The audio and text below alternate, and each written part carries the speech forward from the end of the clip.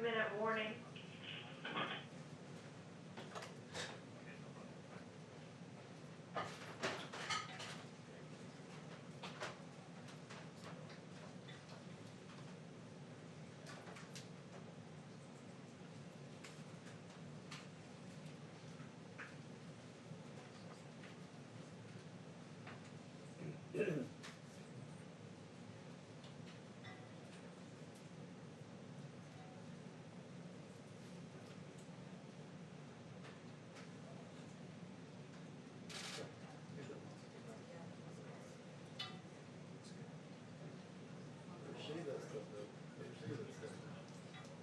It's coming for you soon.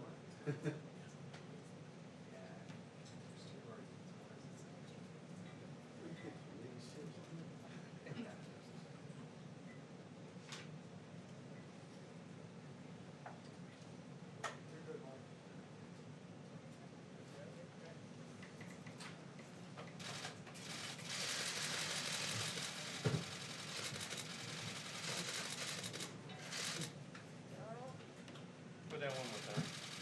I can't. Excuse me, I'll back up.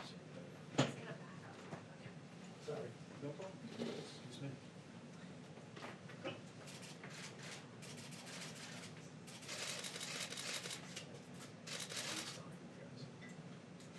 You were here last night. Feel free to take a picture with that one, sir. Feel free to take a picture. We'll give you credit. He likes toys. Of course he does.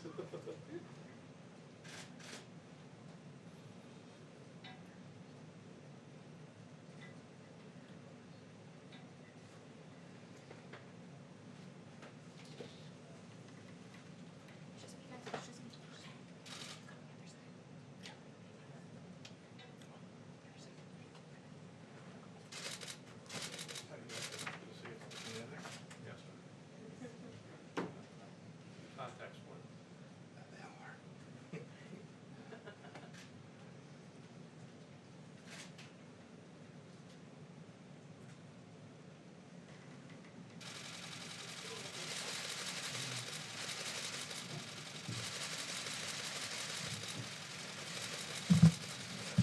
Thank you very much. Thank you. Thank you.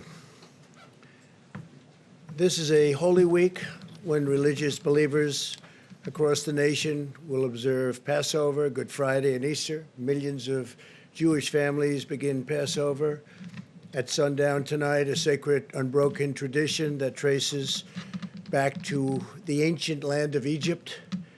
And on Sunday, we celebrate our beautiful, wonderful Easter, which we all look forward to. And we're going to have many Easters together in churches in the future.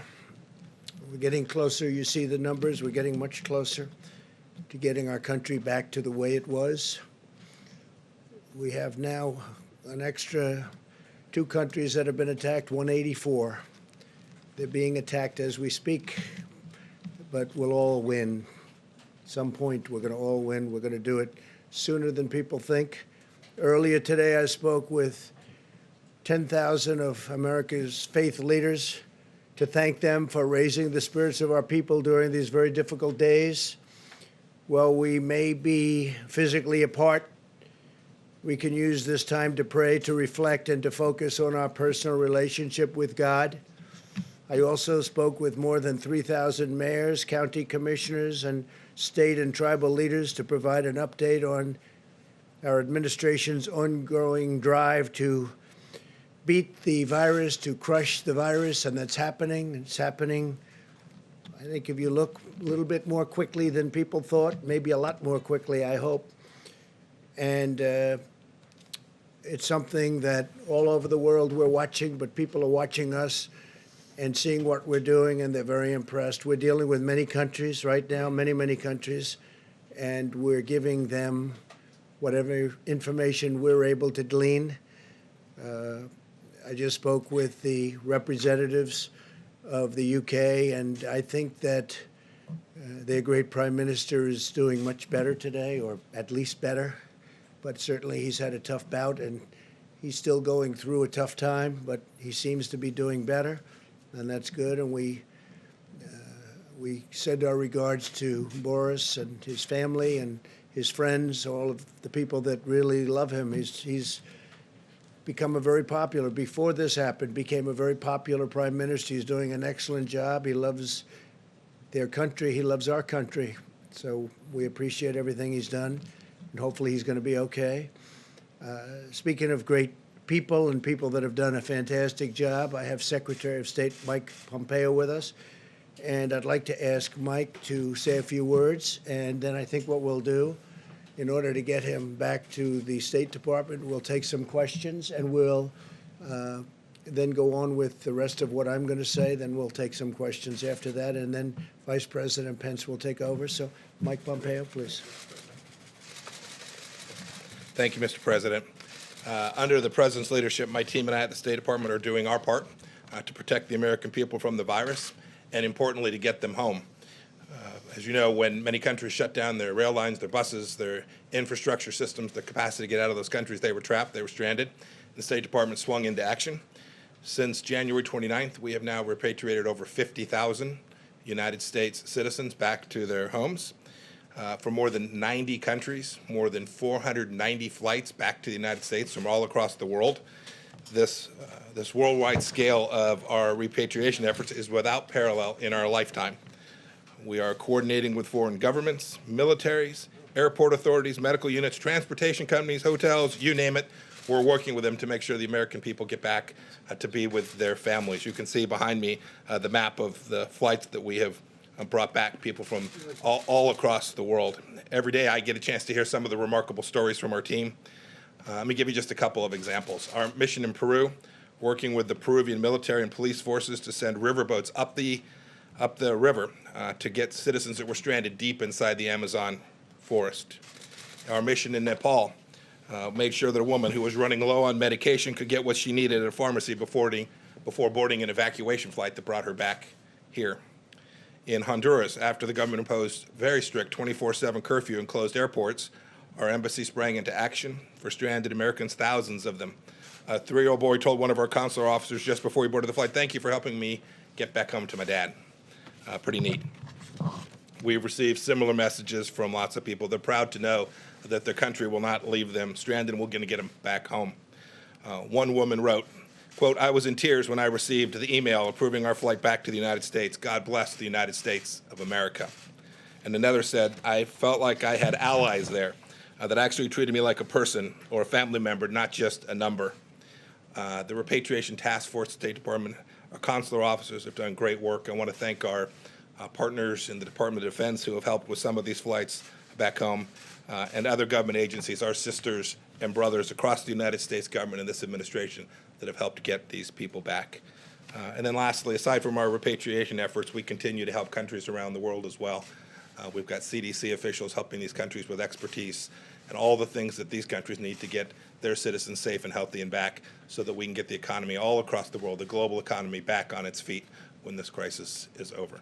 Thank you, Mr. President. Good, thanks, Mike. Maybe you stick for a little while. Sure. and We'll see if anybody has any questions for Secretary of State. Anybody, please? Sure. Mr. Secretary, that's an amazing effort that you have made. How do you know when you're done? Because I imagine there are Americans on all corners of the world, and you're always someone's going to pop up and say, "I want to go home now." It's when a great. do you give the old Yeah. call that So it's over? it's a great question. We still have several thousand people that we're working. They identify themselves every day. New people find themselves in a difficult place. Look, we're going to be done when people can travel on their own again.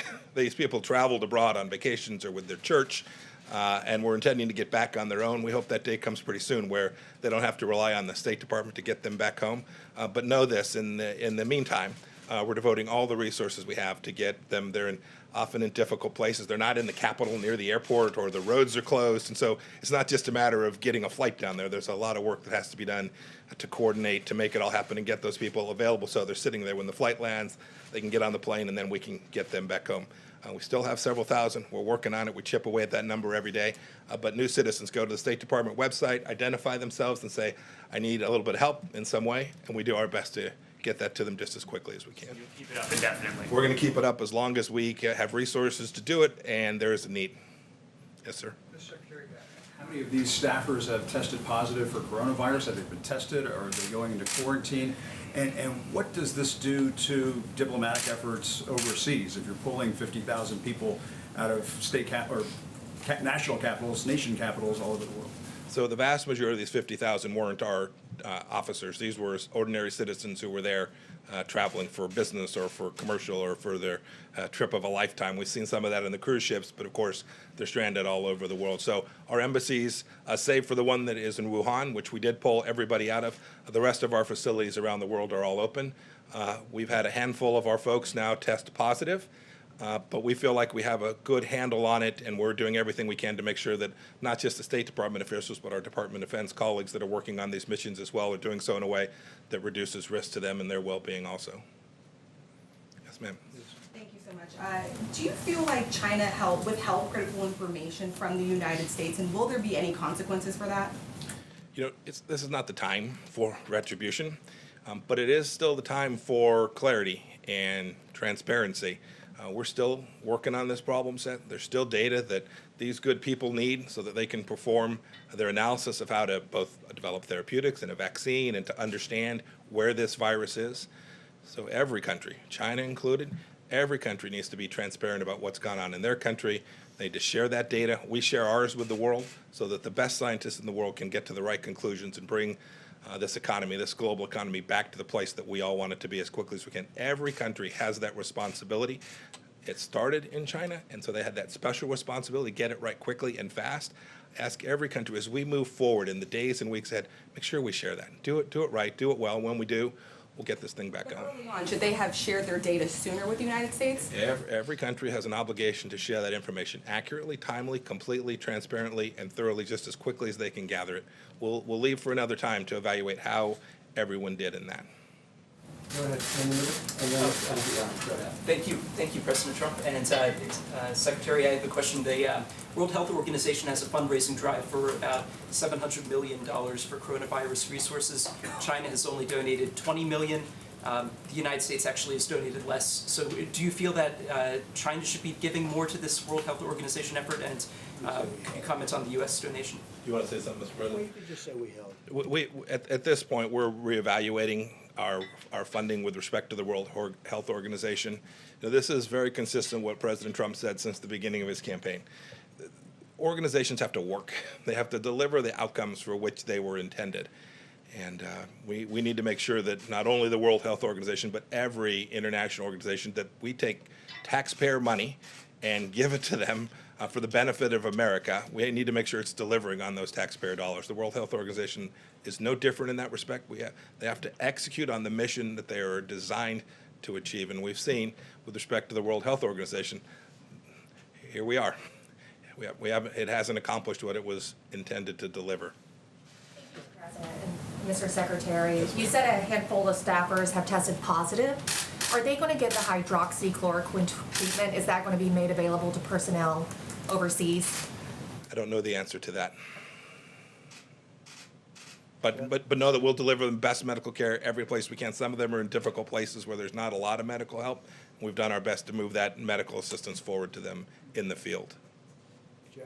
Thank you, sir. Mr. Secretary, right here, can you give us an update on numbers you're seeing about coronavirus cases in Iran, and whether or not you have any updates on the United States helping them with that?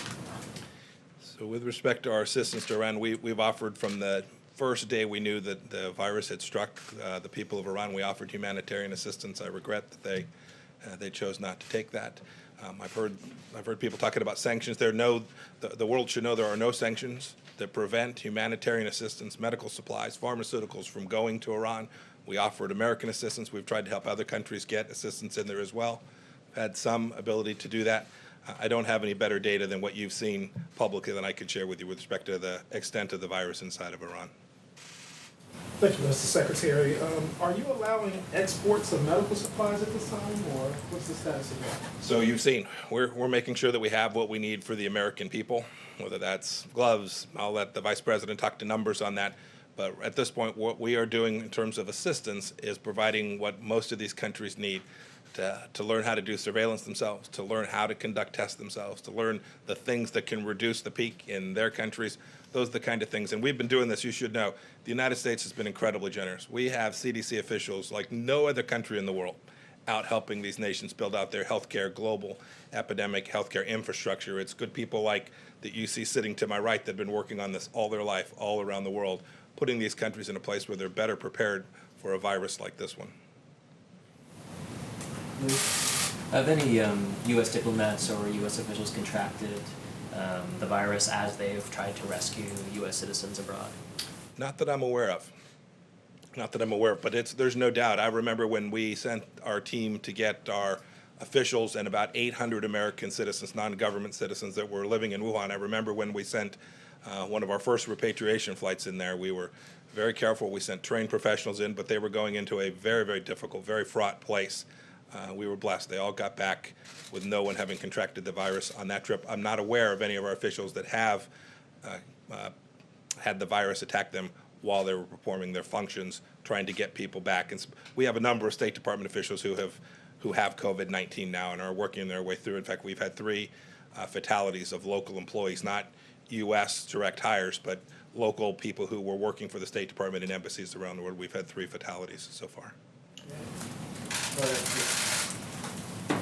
So there have been some calls on the World Health Organization for a leadership change there. I was wondering what your thoughts are on that. Senator Martha McSally, for example, has called for Dr. Tedros to resign.